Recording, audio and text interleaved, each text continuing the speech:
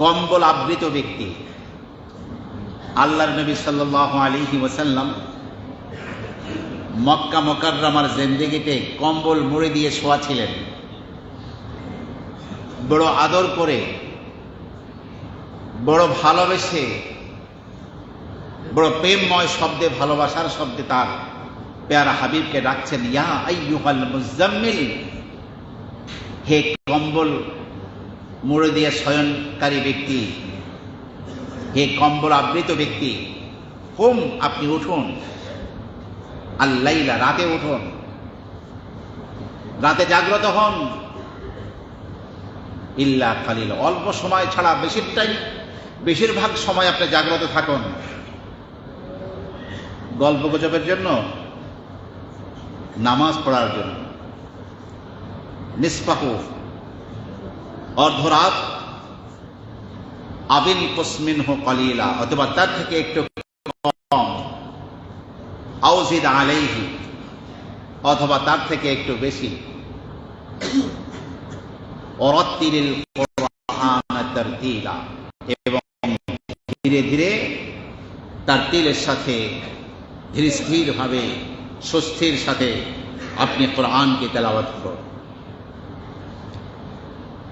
তাহাজ্জুদের নামাজের মধ্যে দীর্ঘ সময় দাঁড়িয়ে তাহাজ্জুদ নামাজ পড়ার জন্য আল্লাহ সুবহানাহু ওয়া তাআলা 2 রুকু বিশিষ্ট এই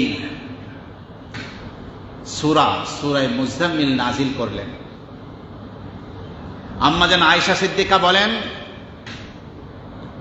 2 রুকু বিশিষ্ট এই সূরার প্রথম রুকু গোটা তাহাজ্জুদ নামাজের তাৎপর্য, ফজিলত, গুরুত্ব নাজিল করে তাহাজ্জুদে অভ্যস্ত হওয়ার জন্য। কারণ আল্লাহর নবী এবং আল্লাহর নবীর সাথে ইসলামের প্রথম সেনাদল, ইসলামের প্রথম আহ্বায়ক, ইসলামের দিকে যারা পৃথিবীর মানুষকে আহ্বান জানাবে, তাদের নিজেদের মধ্যে রুহানি শক্তির ওই চূড়ান্ত শক্তি অর্জন হতে হবে, রবের সাথে ওই শক্তি অর্জিত হতে হবে, রবের সাথে সরাসরি সংযুক্ত হওয়ার ওই শক্তি অর্জিত হতে হবে। যে রবের দিকে তারা ডাকবে, সেই রবের সাথে প্রথম কালেকশন তো নিজের মজবুত হতে হবে। কার দিকে ডাকবে? আল্লাহর দিকে ডাকবে। এই জন্য আল্লাহ পাক এক পর্যায়ে বলেন, ইন্না নাশিআতাল লাইলি হিয়া আশাদ্দু ওয়াতআন ওয়া আকওয়ামু কিলা, নিশ্চয়ই নৈশ জাগরণ, রাত জেগে তাহাজ্জুদ নামাজ পড়া, হি আশাদ্দু ওয়াতআন, কুপ্রবৃত্তিকে দলনে বেশি সহায়ক, ওয়া আকওয়ামু কিলা, এবং সঠিক কথা মুখ থেকে বের করার পক্ষে বেশি সহায়ক। যারা যত বেশি রাতের বেলা তাহাজ্জুদ করবে, রবের দরবারে কান্নাকাটি করবে, দিনের বেলা তত সঠিক কথা তাদের মুখ থেকে বের হবে। রবের দরবারে, রবের দিকে মানুষকে ডাকলে, যেই শব্দে ডাকলে মানুষ ফিকির করবে, কবরের ফিকির করবে, জাহান্নাম থেকে বাঁচার জন্য চেষ্টা করবে, রবের কাছে নিজের সমস্ত গুনাহ থেকে তওবা করবে, গোটা উম্মতের জন্য কান্নাকাটি করবে, এই কাজগুলো করবে। আম্মা জান আয়েশা সিদ্দিকা বলেন, এই কঠিন প্রশিক্ষণের জন্য আল্লাহ পাক আল্লাহর নবীকে নির্দেশ করলেন, আল্লাহর এই পুরা সূরা আল্লাহ পাক নাজিল করবে, সমস্ত গুনাহ থেকে তওবা করবে, গোটা উম্মতের জন্য কান্নাকাটি করবে, এই কাজগুলো করবে। আম্মা জান আয়েশা সিদ্দিকা বলেন, এই কঠিন প্রশিক্ষণের জন্য আল্লাহ পাক আল্লাহর নবীকে নির্দেশ করলেন, আল্লাহর এই পুরা সূরা আল্লাহ পাক নাজিল করবেন, কিন্তু প্রথম রুকুকে আল্লাহ পাক নাজিল করে দ্বিতীয় রুকুকে আল্লাহ পাক আসমানে 1 বছর পর্যন্ত আটকে রাখলেন। কতদিন আটকে রাখলেন? আরো জোরে বলেন, কতদিন? 1 বছর আটকে রাখলেন, যাতে করে এই প্রশিক্ষণটা পূর্ণ হয়। 1 বছরের প্রশিক্ষণ কোর্সটা কি হয়? যাতে পূর্ণ হয়। আল্লাহর নবীর দেখা দেখি সাহাবায়ে কেরাম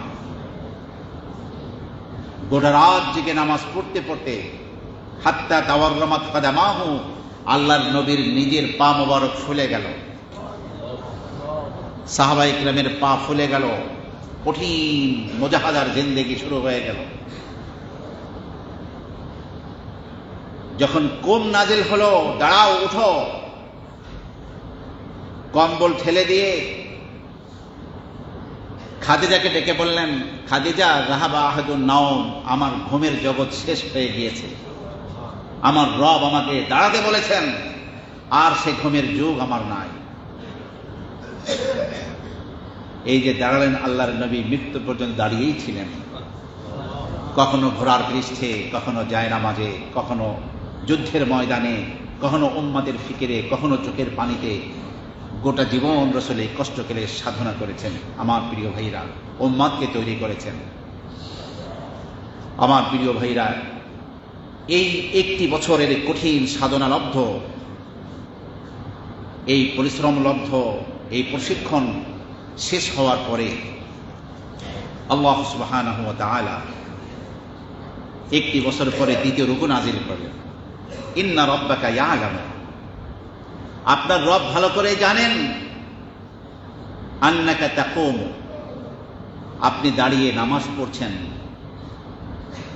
আদনা মিন সুলুসাইল লাইলি ওয়া নিসফাহু ওয়া সুলুসাহু ওয়া তাইফাতুম মিনাল্লাযীনা মা'আক, আপনার সাথে একটি দল, তারাও এমন দীর্ঘ রাত, অর্ধ রাত, কখনো তার চেয়েও বেশি, তার চেয়ে কম, এরকম দাঁড়িয়ে অনেক কষ্ট সাপেক্ষ এই ইবাদত বন্দেগী তারা করেই যাচ্ছে।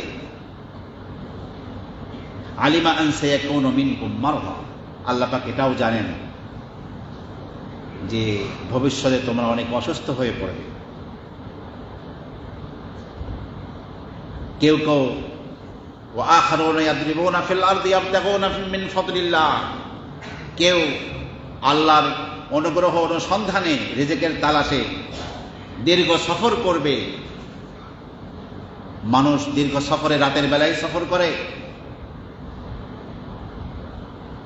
আলিমা আল্লান তুহসুহু, আল্লাহ পাক এটা জানেন যে দীর্ঘ নিয়মিতভাবে এই কষ্ট সাপেক্ষ ইবাদত তোমরা করতে পারবে না।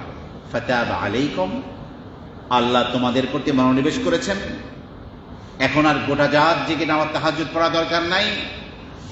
ফাকরাউ মা তায়াসসারা মিনাল কুরআন, যতটুকু সম্ভব হয় অতটুকু তাহাজ্জুদ তোমরা পড়ো এবং ততটুকু কোরআন তোমরা তাহাজ্জুদের মধ্যে পড়ো। এরপরে আল্লাহর নবী প্রথম রাতে বিশ্রাম যেতেন, এরপরে